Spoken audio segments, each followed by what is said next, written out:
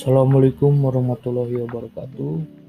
Perkenalkan, nama saya Adrian Eka Saputra dengan NIM 2107219 di Fakultas Pendidikan Ekonomi dan Bisnis, Program Studi Pendidikan Bisnis. Pada kesempatan kali ini, saya akan menjelaskan tentang manajemen implementasi kurikulum.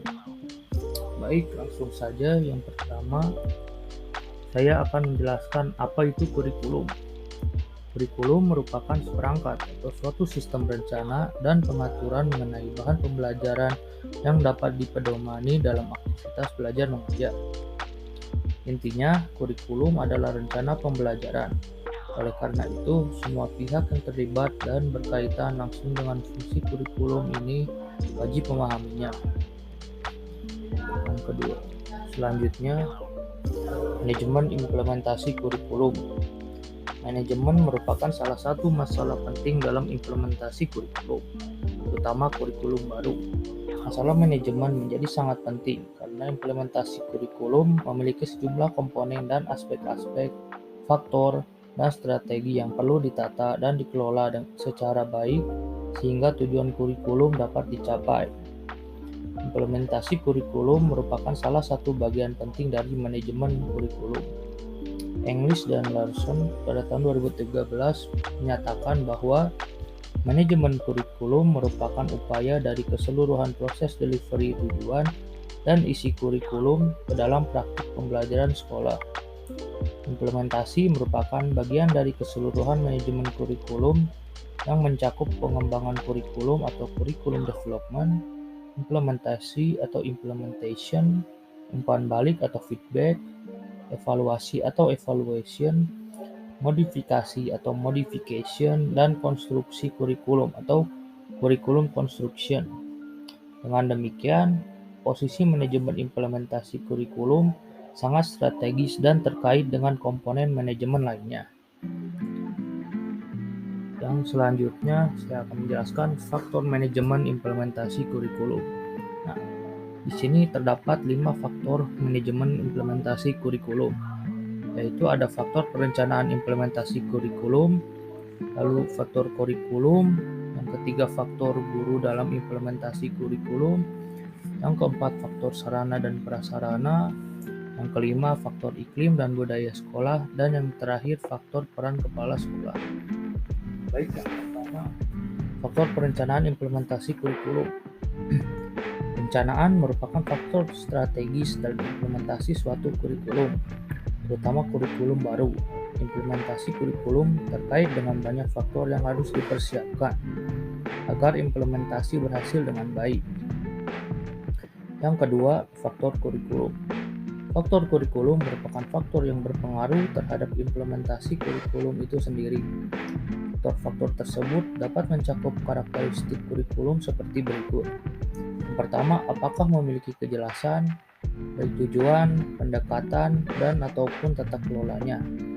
Kejelasan ini menjadi sangat penting agar tidak terjadi multitafsir mengenai tujuan, struktur, isi, pendekatan, dan sistem penilaian kurikulum itu sendiri. Yang kedua, realistik dan relevan, sehingga memperkuat kontekstualitas implementasinya. Kurikulum yang realistik dan relevan memberi ruang bagi guru-guru untuk mengembangkan bahan ajar yang relevan dan kontekstual dengan kehidupan anak dan lingkungannya.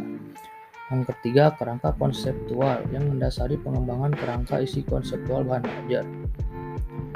Lalu yang ketiga, faktor dalam implementasi kurikulum. Guru mempunyai peranan yang penting dalam implementasi kurikulum.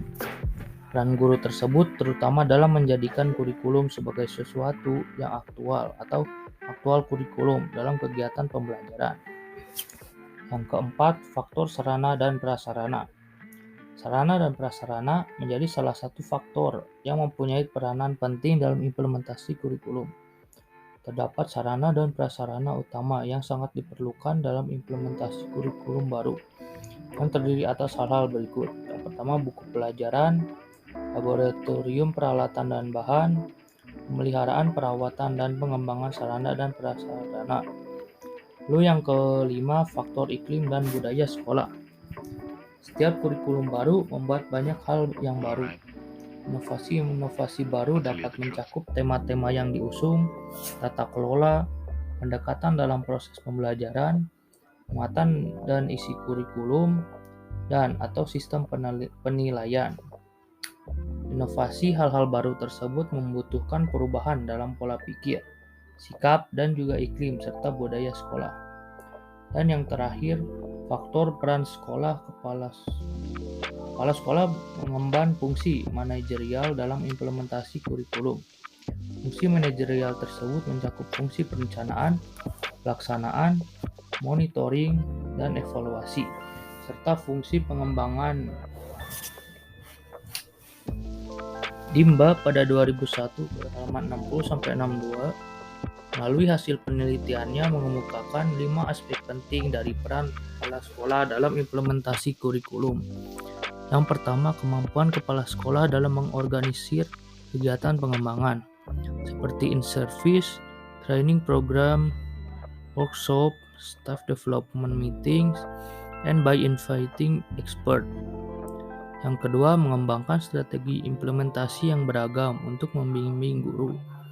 Yang ketiga, melakukan kolaborasi dengan pengguna atau stakeholders dalam menata kelola perubahan kurikulum.